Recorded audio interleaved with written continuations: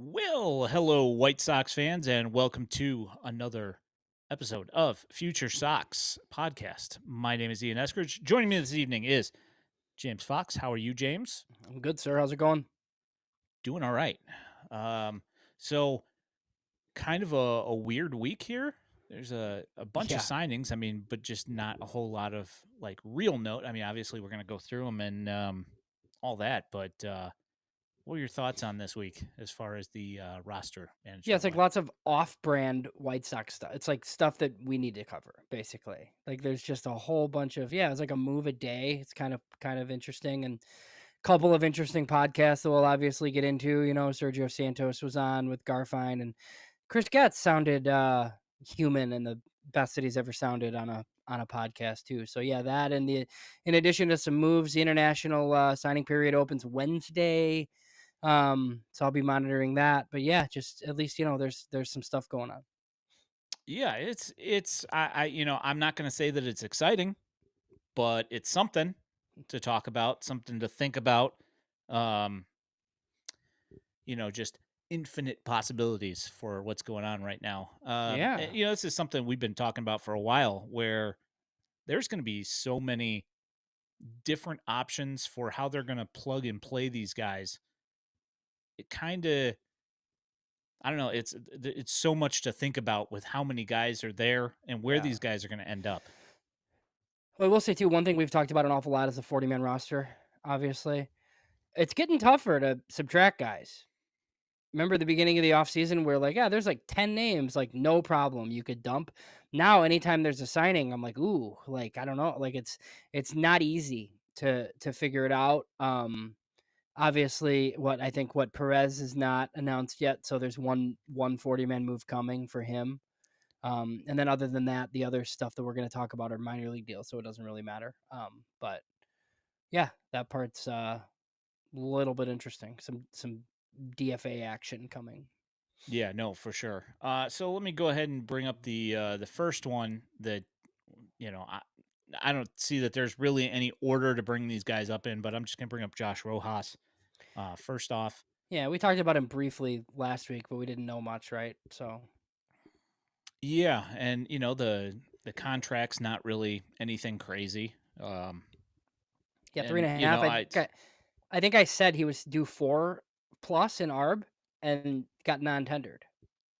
yeah, So yeah. So I mean, not really a whole lot to expect from a guy that career 92 OPS plus, 91 last year. Um, the one good thing is that, he's fairly solid defensively and, like most of his, war last year came in what, April? yeah, he had a big month. I don't know. Hopefully, he has a big couple months, and then you can trade him. I think that's pretty much the whole game plan with the White Sox. I think the biggest question for him is like, is he like a super utility type who plays every day somewhere else? Is he the second baseman? Is he the third baseman? I don't really know. Like he can play multiple spots. I think when he was signed, I was hoping that he had played more shortstop and that's what the position was going to be. But at this point, it doesn't really seem like that's what it's going to be. Yeah. And, like the thing that we were just bouncing this around off stream. I just want to go ahead and bring it up now just to get it out of the way. Uh, Shortstop's kind of one of those weird positions for the White Sox this year. We've heard people talking about Colson Montgomery making the opening day roster as a shortstop. Personally, I don't think that I see that happening. What are your thoughts? I mean, I'm not gonna go as far as saying I don't see it happening, but I hope it doesn't happen. I am not in favor of doing that because I don't like spring training, right? Like I would send Colson down and make him earn it. It has nothing to do with manipulating service time either. Like I don't really think it's that big of a deal. He's gonna be a 30-year-old free agent that if he's good, he'll likely extend, I would imagine. So I don't really care about I just would rather not start the year with him at shortstop, regardless of how good or badly he plays in spring training. I think at this point it's easy to like look at this 40 man though and speculate that like, oh, it's Montgomery's job. I mean, by Wednesday we could have a veteran shortstop that's signed, and you're like, oh, okay, that's this year's Paul DeYoung or whatever. and there's just a guy on the team. And then it basically solves our issue here. So yeah, I don't know. I mean, I don't think it's totally out of the question. I think a lot of people are talking about it though. Like Colson's going to have the opportunity to win the shortstop job, which hey, you know, I guess I just wouldn't be a huge fan of that. Yeah, I don't know if and it's not that I don't see the talent floor being at a spot where a Josh Rojas or something like that is going to be better than him. It's just that I think that a little bit more seasoning would probably be a good idea. Yeah. The other thing, like we don't know, like how do they feel about Chase Mydroth playing short? Because he played a lot of it in AAA. I think he came over and everybody said like, oh, probably second, which is fine. I just or do they just not care? Or do they just play Baldwin at short? Or Lenyn Sosa's still on the team. I doubt he's playing short, but it could be Brooks Baldwin. It could be any number of people. I just, now Jacob Amaya was DFA'd. I think he was somebody who thought like at least with defensive utility that he could play there. But I mean, they're just dumping infielders as they pick up infielders. So at this point, like I think if you had to write out a starting nine, it's what Baldwin probably. I just don't know that they feel that great about that either. Yeah, I think that's a valid question. I mean, I personally, from what is on the 40 man at this point and what we're looking at, uh, Brooks Baldwin seems to me to be the choice for shortstop just due to the skill set. And I would think that Mydroth would be the second baseman, and that's where his skill set kind of grades out best. That said, uh, everybody that you hear talk about Mydroth is that defensively, the guy's always making plays. Right. So, this kind of looks like it's just going to be like a competition thing. Well, and I think Rojas is probably at second, honestly. Um, just because like they're gonna play Vargas at third, and somebody has to DH. So I don't. Yeah, I don't know. It's gonna be interesting. And like I said, I wouldn't be surprised if there's another infielder added to the mix too. Nick Ahmed, I think is out there. You have Jose Iglesias is available, but he doesn't really play short anymore. But I mean, just like a veteran like that, I don't think they want to do the Paul DeYoung thing again. But a guy like that. Yeah, I don't know. I think it's a very interesting uh just the way the depth chart's going to work this year. I think it's going to be uh of real interest because there's going to be a lot of quote unquote battles, and we have to see how hard the White Sox are going to make these guys push to get over that hump. Yeah, agreed. So the second guy I'll move to is Martin Perez. Um, Picked him up from the he pitched for the Pirates to start the year last year, moved to the Padres, and uh, halfway, when he moved to the Padres, he did change his arsenal a little bit and his pitch mix a little bit, which did affect his whip. But at the same time, it wasn't really a huge shift, but it looked like it's probably somebody that's competent for a number four.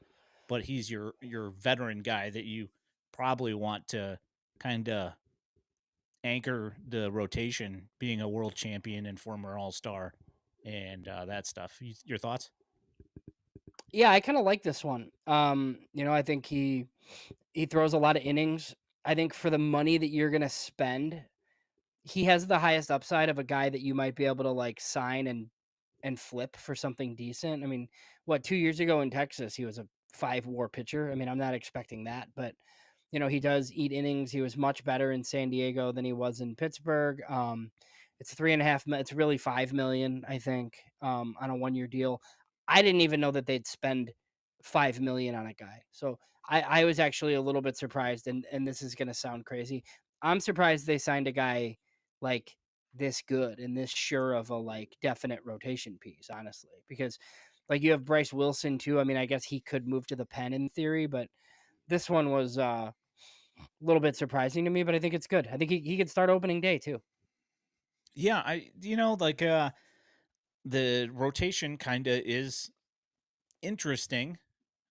We see how hard they make these guys, the young pitchers, the starting pitching staff, work to get on the roster and who they can send to AAA and who they just outright release. I mean, I want to throw this out there. I wouldn't be surprised if a bunch of these guys that they're signing right now just get, dumped after spring training. I wouldn't be surprised if that was the case. If they think that the White Sox talent is better than these guys that they're bringing in, like if the young guys' talent is better, get rid of them. But we'll see.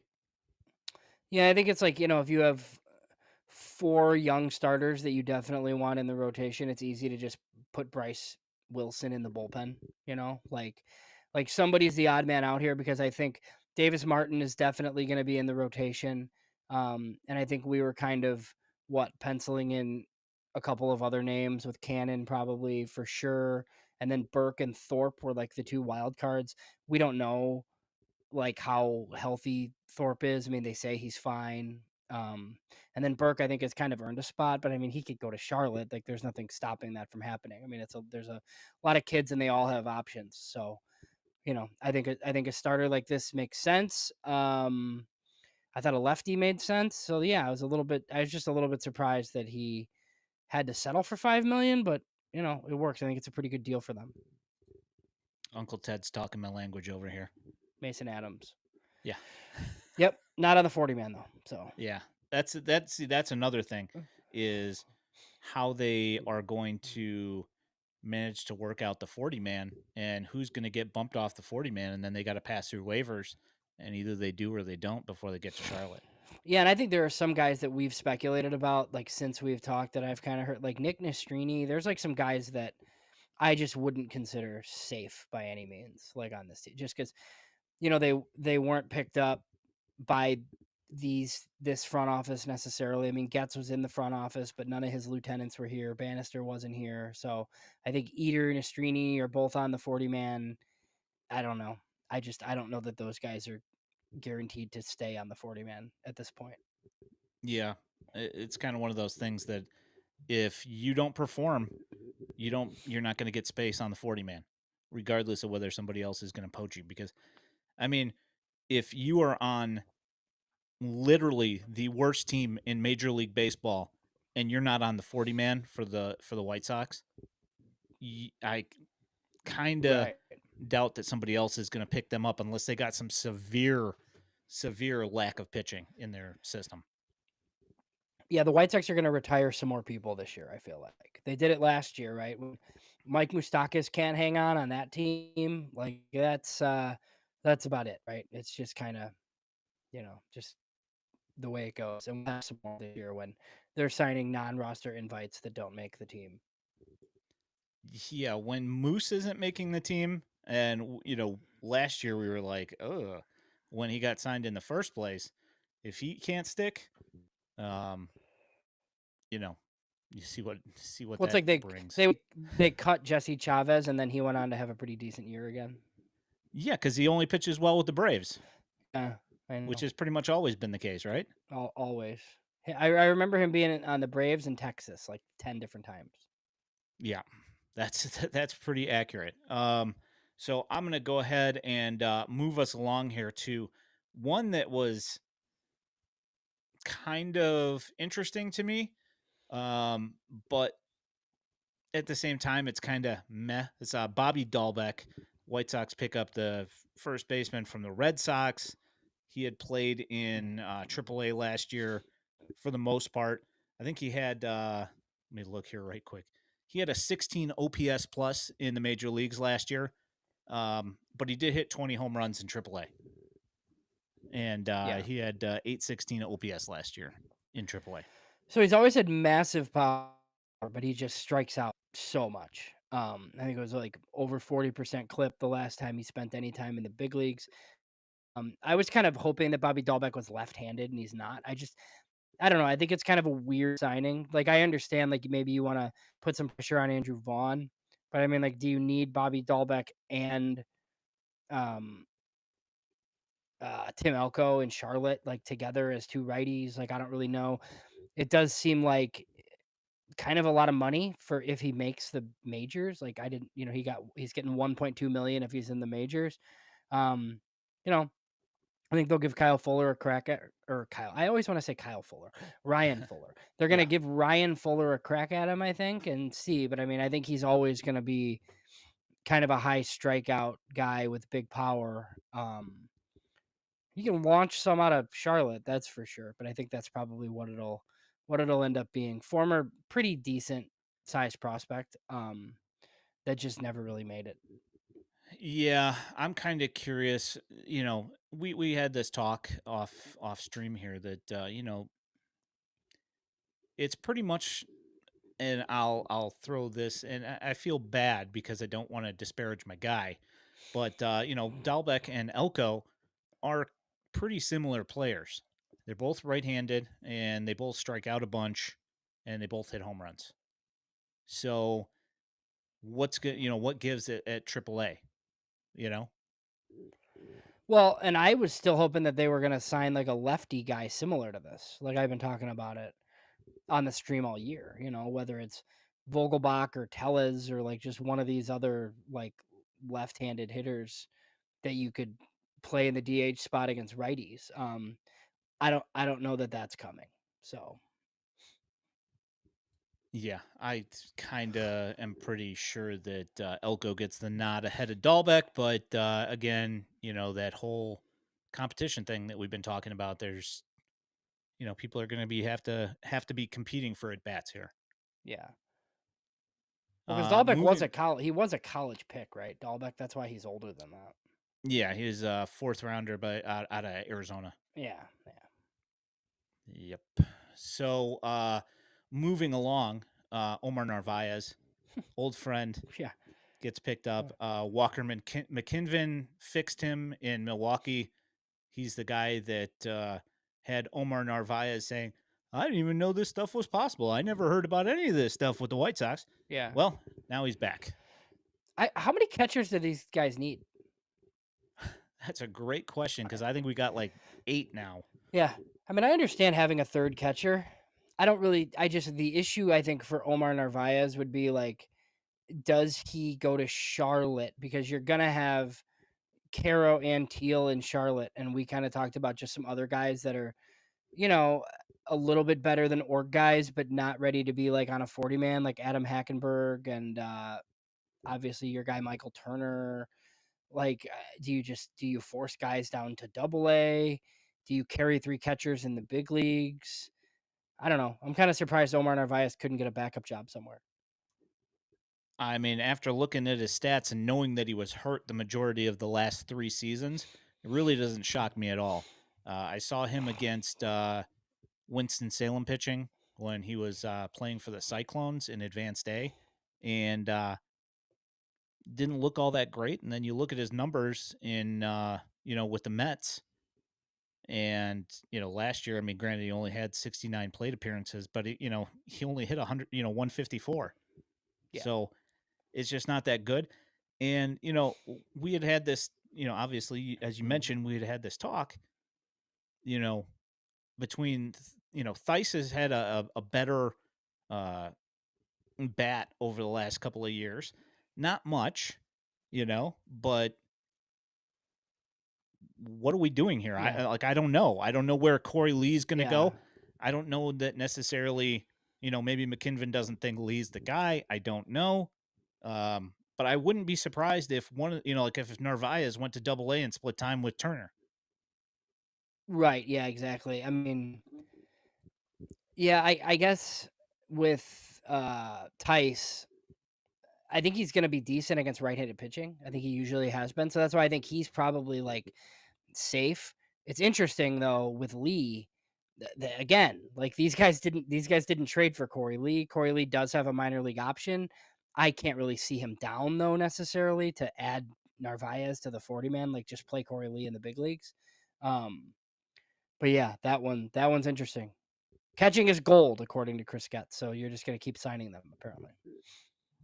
I mean, if that's it fits the MO right there. If they're saying that Yeah. catchers, the main thing here, then Like, can you get something you need for Corey Lee? I don't know. I had thought about that. Maybe that they might throw him on the trade market because I would not be surprised if either Caro or Teal makes the major league roster.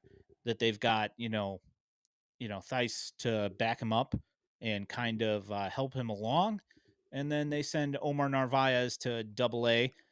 Teal gets Triple A or Caro gets Triple A. You know, with I don't know, possibly Hackenberg, but I wouldn't be surprised if we saw Hackenberg get launched either Right, because yeah. the bat has just not been it. No.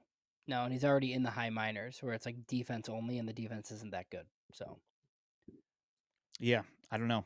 Um, Good question. So Corey Julks did get DFA'd and he did make it through. he's back. So Yeah. he's in AAA. Um, not anything impressive really with the White Sox. I mean, he filled a role and played some okay defense out there, but the bat wasn't really happening a whole lot. Yeah, and the outfield, I mean, I think what the one tenuous outfield spot is Oscar Colas. Like I don't know that they want to DFA Oscar Colas. I mean, maybe that's the way that you trade him for something is by DFAing him. I think they'd rather trade him to somebody if they could potentially, but yeah, I mean, he's just I don't think he's in the plans. That's for sure. Yeah, it was brought up earlier in the chat about Oscar Colas and him getting launched off the 40 man. And I wouldn't be surprised by that either. We've heard issues with maturity, and clearly he hasn't developed as much as they were hoping. So I wouldn't be surprised if Mhm. he got pulled. Right, and the two guys that really liked him in the org are no longer employed by the White Sox. So Well, there's that as well. yeah, So the other guy that I've got to bring up here is Andre Lipsis, who is a 20. I think he's 26 if I remember correctly. He's a second baseman. Uh, you know, he's drafted by the Tigers. They poached him out of the Dodger system, um, and he had an 800 OPS. But granted, that was in the PCL last year. So, yeah, I mean, I have to Charlotte imagine. Yeah, I or would have double. to Yeah, imagine AAA. But at the, you got a lot of again, guys. You got a lot of guys in AAA, man. that's so many infielders, so many. And as we're gonna get to, you put your premium manager in AAA for a reason. It's because you're gonna have prospects there. Yeah, and I imagine that Riku is going to start in Double A, but I wouldn't be surprised if they fast tracked him if he continues hitting like he was hitting before. So, I mean, we could be looking at like 5 or 6 second basemen that are vying for Triple A at bats here. So, I'm kind of thinking that some of these guys are going to have to get launched. Yeah, yeah. These type of guys don't matter as much as obviously your Chase Mydroths and some of those guys that you want to see actually play. I mean, I think there's a chance that Brian Ramos is in Charlotte, obviously, so he'll be playing. But yeah, a whole host of guys. Yes, indeed. So let's move on to that then. So I will start with since we only know about the one piece of the Charlotte managerial team, the only guy that we know is going to be there, Sergio Santos got moved from Double A up to Triple A Yeah, to take over for Jersley. But his bench coach, the guy who was the manager last year, got moved, and we'll discuss that in a second. But and so did the so Charlotte hitting coach, right? So yeah, and the Charlotte hitting coach. So we've got a bunch of guys that moved. So my question is, who's going to fill that staff? I know I was wondering if they just give him his Birmingham staff or if they just change the manager in Birmingham and hire new people for Charlotte. Like I'm kind of curious because the Winston Salem staff is pretty good after they, Very good. you know, just kind of reconfigured that. So I don't know. I haven't really thought about like where the I mean, like last year the majority of the prospects were in Birmingham. Like this year I don't think it's that way. I think it's gonna be Winston and Charlotte, I think, at least to start. Other than I mean, there's pitching at every affiliate, right? But like there's gonna be a lot of important type of guys at Winston-Salem and like a whole bunch at Charlotte. So I don't know. I mean, who's your yeah, I mean, you have Kannapolis to fill and you have Birmingham to fill. So yeah, I'm pretty interested to see what they do. My guess is there's some outside hires coming. Well, we know for a fact that he can't have his Birmingham pitching coach because John Eli is Yeah, Johnny done Eli's with gone. professional. Right. So So then maybe the pitching coach in Charlotte what stays? It was the who was in Charlotte as the pitching coach? I'm trying to Was it the guy from the Rays or no? I can't remember where he came from. All I can remember is that the name was fantastic. Yeah.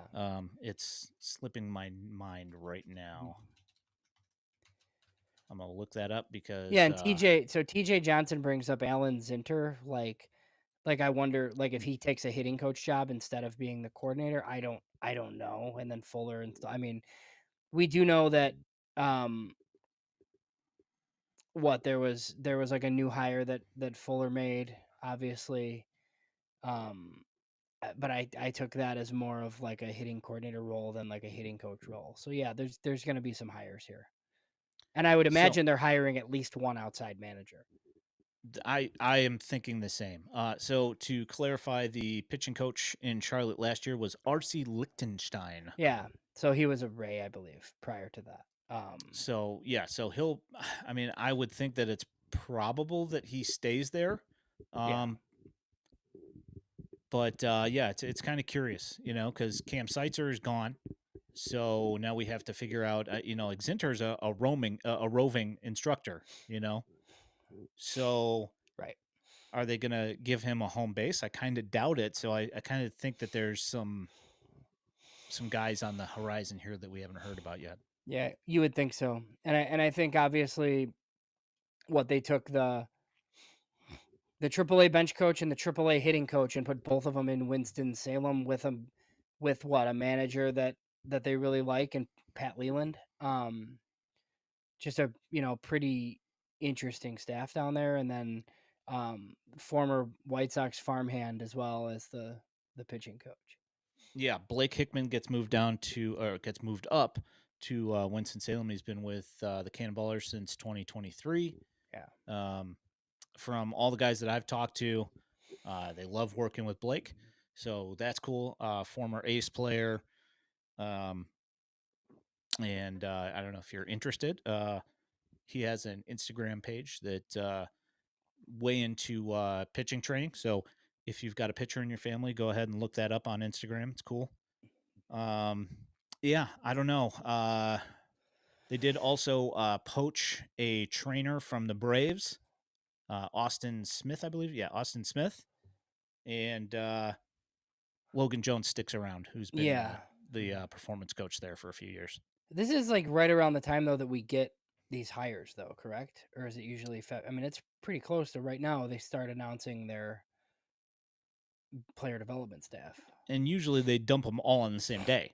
Usually, So that's why that's why. I thought we were gonna get tweets from the other affiliates because all we got was you know Sergio Santos essentially announcing on the Garfine show, and then the Winston Salem coaching staff came out. Yeah, I wonder if he was given the go ahead Mhm. for that or not. Yeah, and he you just know? did it. Yeah. Yeah, possible. Mhm. Um, so I did just drop a tweet, and this is nothing of real any consequence. Going back to the players conversation we were having earlier, you're not going to know any of these names.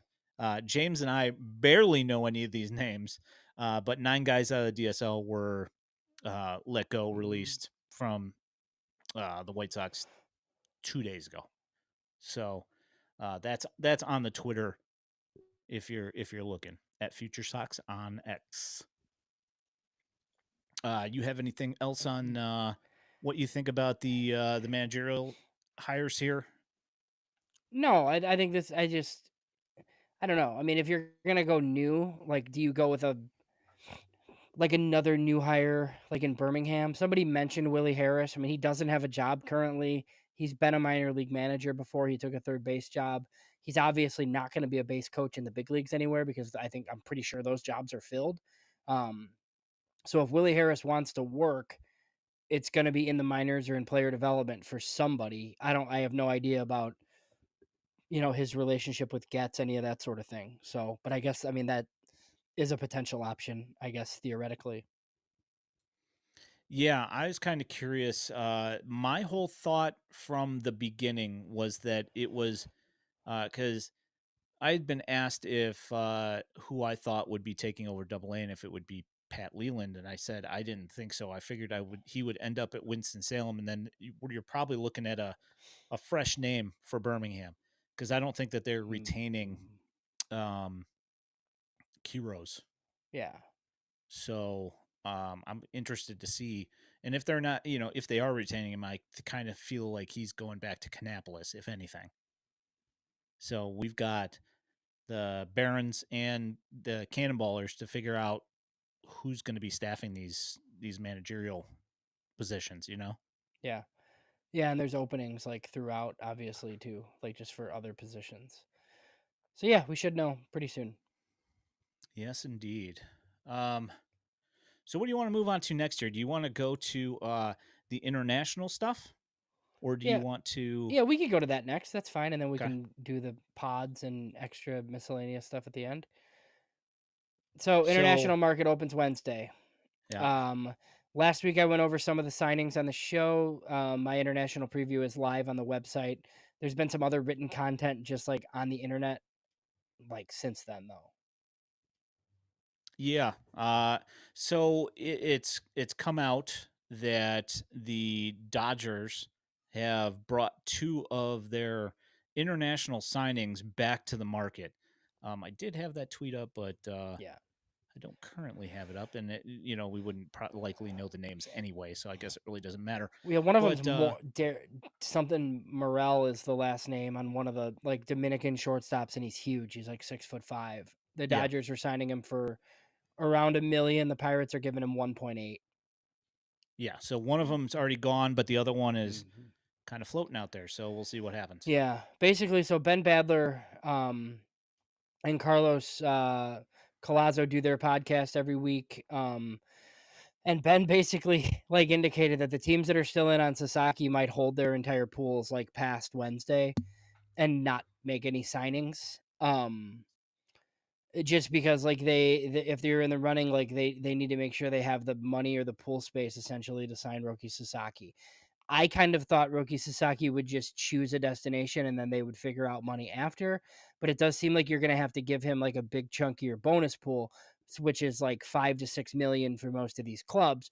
The problem is that puts a bunch of like your other signings like in limbo essentially, where some of these teams it sounds like are just going to let their players go back to market or try to get deals with other clubs, um, which is like a little bit frustrating, I think, for trainers in the Dominican Republic and people who have signed or agreed to these deals.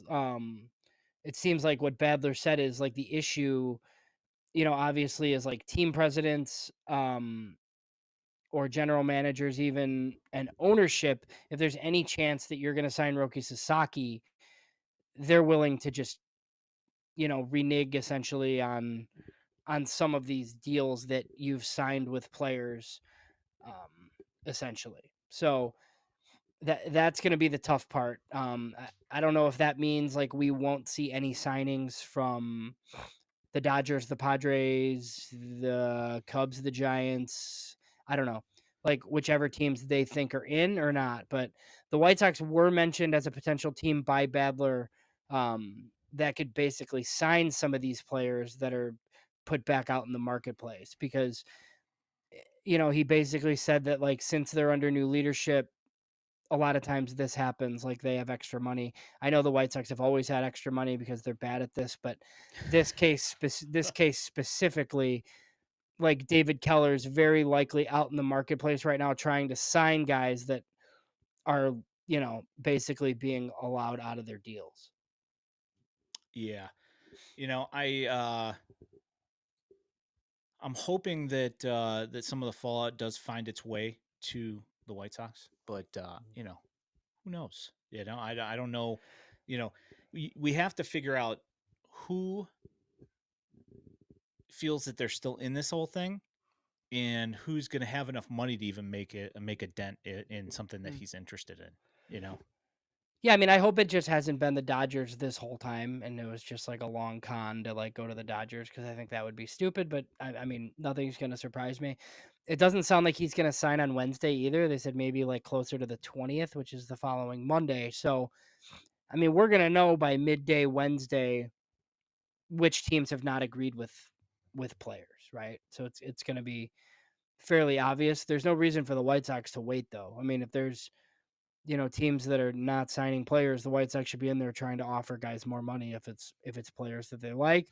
Something else that I found interesting, I know we're gonna get into the Getz stuff. I mean, when Getz was on that podcast, he mentioned specifically that he had gotten off the phone with his international director that morning, and it sounded like they were like close to like closing a deal on somebody. So that could just be somebody else in the marketplace. It could be like a situation like this, but it's definitely worth monitoring because up on our site, I have the 9 names that are like known. So if it's anybody different, it could be that person in theory. I don't really know.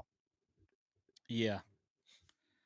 The whole thing is, and I don't know if you saw, I forwarded you the tweet, but Yeah, yeah, from Hector. oh, yeah, from Hector Gomez said that Dominican scouts were saying, "Hey, well, you guys should remove Roki from the pool because Mhm. more Dominican guys could get signed." I was Yeah, like, I mean, "Well, I get that. I mean, because I mean, it is a lot different than. I mean, this is a lot different than signing a 16-year-old, that is true." Yeah. and it takes money away from like those guys who have had deals illegally for 2 years now. That's what they're mad about, right? It's that. And some of these guys will go back out in the market and get more, right? Because a lot of times what happens is like these guys will agree to a $500,000 deal. And if guys get way better than that, like in the 2 years that they've been closeted away, right? Maybe they're worth 2 million. But it's also gone the opposite way, where you've guaranteed somebody $2.5 million and they don't get any better and you never hear from them again. So, Yeah. the market's very strange like that. But these guys are essentially agreeing to deals when they're like 14 years old. So it could go two different ways, obviously. Yeah, I wouldn't be surprised if some teams that aren't necessarily realistically in on Roki Sasaki, if they dump some of these guys that they've seen Mhm. underperform for the last, year and a half since they made the deal to sign them, and are letting their guy know, hey, we're in the hunt for Roki, so we're just gonna go ahead and Mhm. pass you off. Yeah. You know, sorry, but we're trying to get this guy, and you know Yeah. they lose out on a bunch of Well, money. because I will say the Padres do have one fairly significant signing, I think, that's like close to 2 million. Like if he got free, I think that guy, I don't know, have the name offhand, but and then the Cubs have, I mean, they have their entire bonus pool spent. They have 4 guys, essentially, I think 4 Dominicans, all shortstops, um, who are like, right up against their like $5 million essentially. So if the Cubs are to sign Roki Sasaki, like, and you have to cancel all those deals, I mean, those guys are definitely going to be going elsewhere. Yeah, I don't think that it's going to be a problem for the top guys that get out, Mm. but my thinking would be that more or less the guys that are not going to get signed are not going to be those top guys unless Right. they've really tanked. I Yeah. just find that part less likely, I Yeah, and the guess. whole the whole thing is sleazy, right? And I think a lot of times, like, look, if you can get Roki Sasaki, like you're probably going to do Roki Sasaki, but like these area scouts and people on the international market like develop relationships with all these trainers and people like for a reason, and now you're going to get a bridge burned potentially and not sign the guy, right? So the thing is, like, if you're going to burn this bridge, hopefully you get the Japanese sensation and then it's worth it. But if you have to burn the bridge and not get him, and then your bridge stays burned, whatever, and and you piss off a guy like in the Dominican who's going to steer his clients elsewhere. Yeah, it's pretty interesting, but we'll see what happens. I mean, Ben Badler's had a lot on it, obviously. He's the one that kind of brought up these issues. We don't truly know yet who's in on Roki. I think there's a lot of people in the industry who just assume he's going to the Dodgers and have assumed that this whole time. I just hope that's not the case. Yeah, I mean, that was kind of our thought right from the get-go, right? I mean, Yeah, of I course, mean, we hoped the White Sox were gonna sign him, but we never thought it was a realistic possibility. well, I don't know like what he wants. Like, do you want to be a star? Well, don't go there. I mean, maybe it's like comfortable to go there, but like you're gonna be like their number 4 starter, you know? Like it's just kind of like I don't know. Like he could go to the Padres and be like an ace like really soon. Um I just think he's in the shadow of other Japanese players like in LA. He's really really good. Yeah, with the Padres, what, he'd be with, Yu Darvish? Yeah, and you have Cease there for a year, you know. But he could be their ace going forward, you know. Like with the Dodgers, like I just feel like he's overshadowed quite a bit.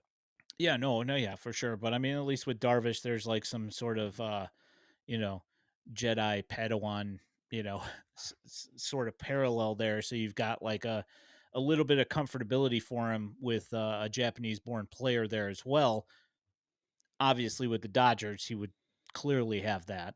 Yeah. But it would also knock him down the rungs Right. of where he is in the, pecking order. So Vince asked, he asked where Sasaki's going. He asked me specifically, Dodgers, Padres. I'll still predict Padres because I feel like AJ Preller is a crazy person and he's not going to miss. But I don't know. Like the Dodgers are already clearing their money and getting rid of their top signing, so it kind of indicates they think they have at least a pretty good chance. Doug says if he goes to the Dodgers, he'll get hurt. Yeah, they haven't done a great job of keeping pitchers healthy, that's for sure. Yeah, no. If he goes to the Dodgers, would not shock me if he got hurt because that's what all their starting pitching ever seems to do is get injured. Um, do you want to move to the Chris Getz podcast and move to like what you thought the of the podcast in general?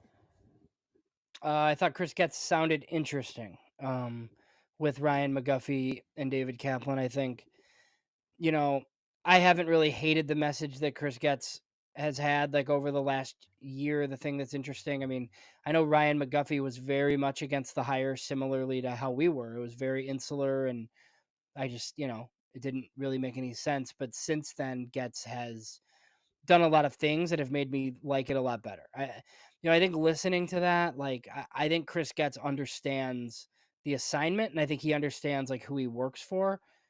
But I mean, look, it's just going to come down to like, can they develop players and sign good ones like once they're able to or once they're willing to, right? I mean, it doesn't matter that his plan seems to make sense. Like the only thing people are going to care about is if they ever win again, right? So I think they've brought in good people. I think, he sounded interesting on the podcast. It was like sounded more coherent than normal. I like how self-deprecating he was, and he was really honest about the Garrett Crochet stuff. I thought they did a good job. I thought it was fun. Yeah, I think quite a few people I saw post were kind of unhappy that he seemed like a personable guy. I thought that personality wise, I thought Yeah. that he did a very good job of kind of appealing to normal guys, normal people, Hmm. and not being aloof, and certainly didn't come around with the Rick Hahn lawyer speak, No. you know, which was definitely a positive thing for sure. I mean, I heard people upset because he was like talking about the money and when they're going to spend and this and that, and it's like that's like not up to him. That I'll never hold that against him. I mean, he took a job and like, did he back channel to get that job and like stab Kenny and Rick in the back? Like probably. I mean, yeah, he probably was up in Jerry's office, like, hey, I can do this better. But you know what? Like from what I've seen, like I think he probably can do it better. So, um, he's brought in a lot of good people. Um, I wanted changes to the international market. They've done it. I wanted a hitting director. They've done it. They've done a lot like in the underbelly of the organization. They tried to pin him down on how much he's going to spend. I think he thinks that he's going to sign a $100 million player because like that's not that much money. Like, I mean, it's just it's not that crazy. They're not going to have much payroll space, and I think this has kind of been something that people have pushed back at me. Like this year's going to be rough, man. Like it's not going to be great. Hopefully, you develop some young players that you think are on your next good team, and hopefully they spend a little bit more next year. But I think the next year and the year after, like they're going to have no money on the books. Like they're going to sign players again. They're not just going to run a $50 million payroll forever. I truly believe that. So, um, there's obviously a plan because I don't think some of these guys are coming here without a plan. Yeah, as far as the money goes, I feel like there's not really a whole lot he can say that's going to make anybody really all that happy. But at this particular time, I think that it's probably a good frame of mind to be in, that they're just not going to be signing high dollar guys. It doesn't make sense with the window that they're trying to establish, um, because none of the free agents that are around are going to be have the kind of longevity that you're really looking for, unless you go and spend 250 million dollars. You're just not going to sign a guy that's going to be around for that kind of period of time. Yeah, I mean, like unless you're signing you're getting ahead of the game and signing like a superstar that's going to be here like the next time you're good. It doesn't make sense to sign Anthony Santander right now. Like it doesn't. Like I've seen people like, oh, like Alonzo and Santander out there, sign them and get better. And it's like they're not going to give up the first pick in the second round to do that and give up international bonus pool space to like sign a couple of guys to be bad still. Like it doesn't make any sense. Um so yeah, that was the thing. I thought, what did you think about the story he told about his wife and the day he got hired and like his buddies coming in? I thought that part was hilarious. Yeah, that was pretty funny. I mean, like he humanized himself in that podcast. You know, I think it's more so than um, just him having a conversation. Sitting in the dugout doing his standard weekly powwow with the reporters. This was like a conversation where he's making jokes, Yeah. and I found it to be entertaining. I mean, that's like something you would say to a I mean, like his buddies were golfing. Like so his wife, for anybody that didn't listen, like he basically said that his wife Nicole was like trying to schedule him like a 40th birthday party that was like a surprise party. And then he ended up getting the job on that day. So some of his friends came into town and he said that these are his friends from childhood. So they always kind of razz each other and give each other a hard time. And they went out to a restaurant and the buddy comes in and he basically said, like, oh, dude, don't go on Twitter because it's a bloodbath. And it was. I remember that day, like it was when Chris not Getz good. got hired. Yeah, no, it was White Sox Twitter was angry that day. So, yeah, I mean, I get it, and he kind of laughed about it because he's like, I think he understands like the way the hire looks. I mean, he follows other sports, like he understands, right? Like like it doesn't look great. Like you're gonna hire the farm director, like after you just fired all these people, and your farm system's not good. Like I totally understand. I think the crochet part was pretty interesting too, though, because that's what it seemed like at the time. It seemed like they were blindsided by that. Yeah, definitely not happy, and it kind of confirms what he was saying before, but it kind of reinforces a little bit. I think a couple months down the line. Um, Yeah, just that I mean, they basically he's hearing from other GMs before he heard from Crochet or the agent.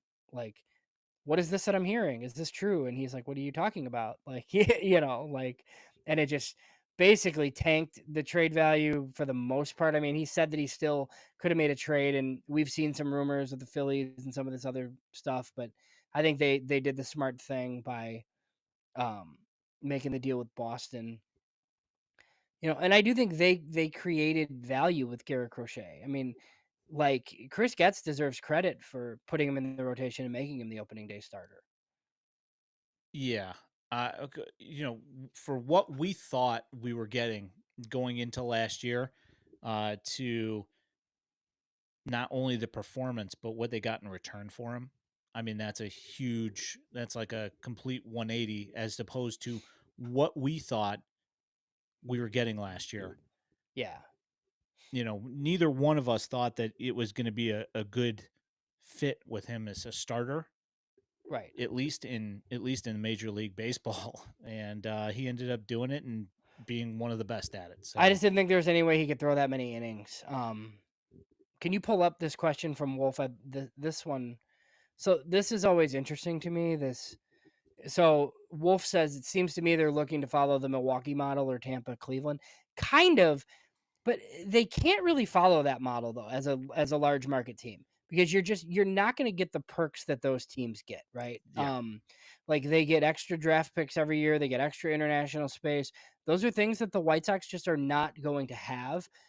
Like I think the White Sox have to be like the Atlanta, right? Like Atlanta doesn't sign $300 million deals. They generally stay away from Boris clients because they like making trades for guys and signing them long term, that sort of thing. I You mean they know, signed Acuna and then they talked Albies into signing for pennies on the dollar. But yeah, I agree. But like in the Mm. in the pecking order of who's signed the biggest contracts, they are nowhere close to the White Sox.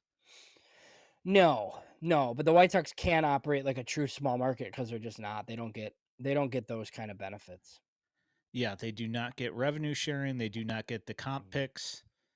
Um, and as we're seeing right now, uh, they also get blasted in the draft and get blocked after 1 year instead of two. So, Yeah, it's really not easy to. They're gonna have to spend money, but they're definitely gonna have to develop their own like superstars essentially. oh, Wolf says he'll take Atlanta Oh 8 days a yeah, week for for sure. sure. I mean, yeah, obviously the results, and if you look back, obviously in history, the way the Braves have Right. run things, to have a history like that for your ball club is amazing, and it's so foreign to what we're used to seeing. So Mhm. absolutely, we would take that. While some other people would say, no, I don't want that because they only ended up, Yeah. well, I mean, I guess technically they won twice, but I mean, kind of the way like Houston does business, right? Like they don't sign. I mean, look at Bregman right now.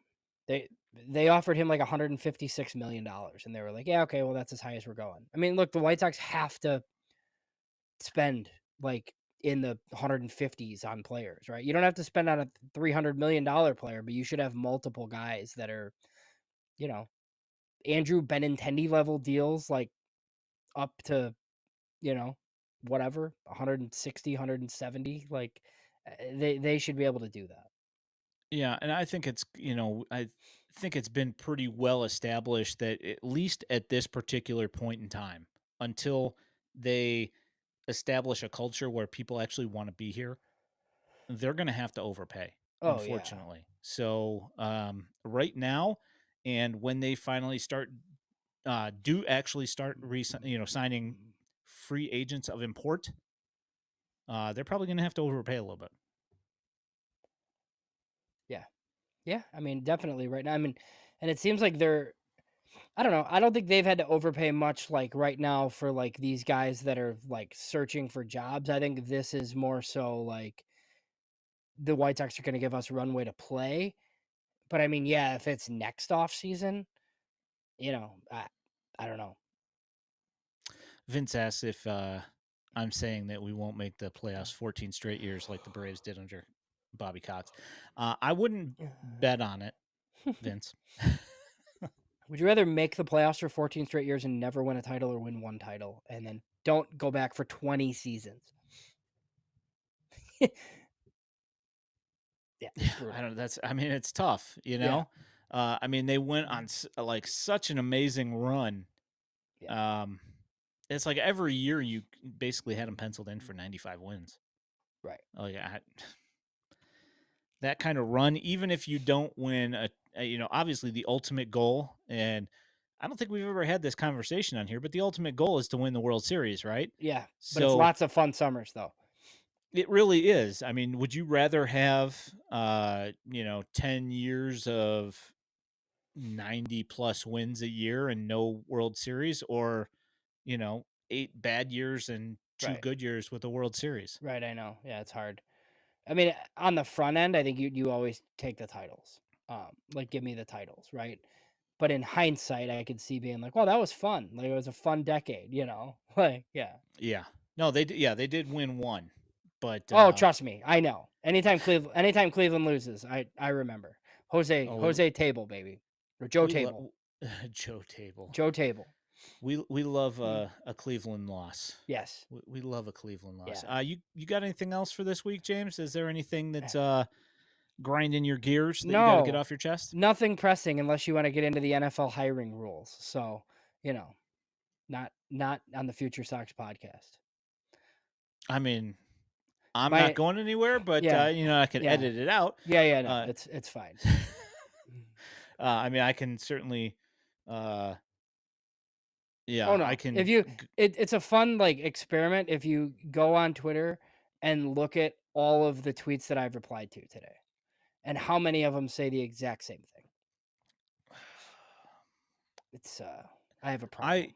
you know, I watch your Twitter account to a point, and to me, it's exhausting just looking at that. So I can't imagine that it's not for you. Yeah.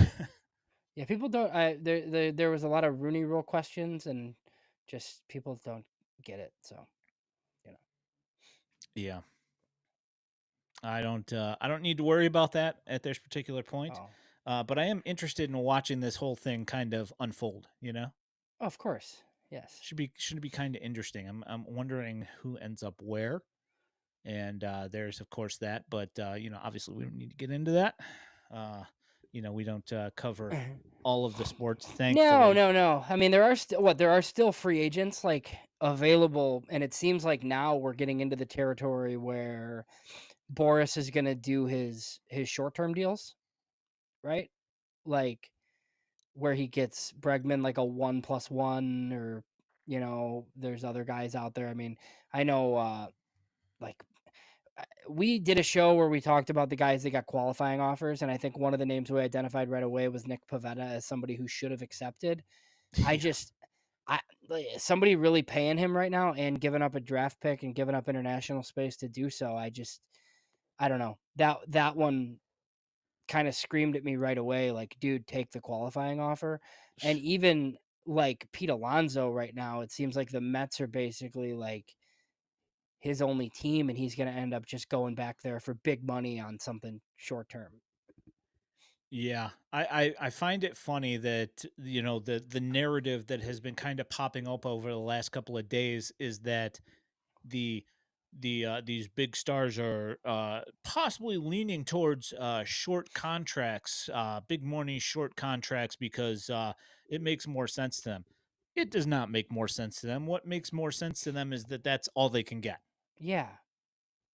And I do think, like, the qualifying offer is cumbersome even for guys that are good, like, at a certain point, right? Because there are some teams that look at Pete Alonso that are just like, I'm not giving up a draft pick for that."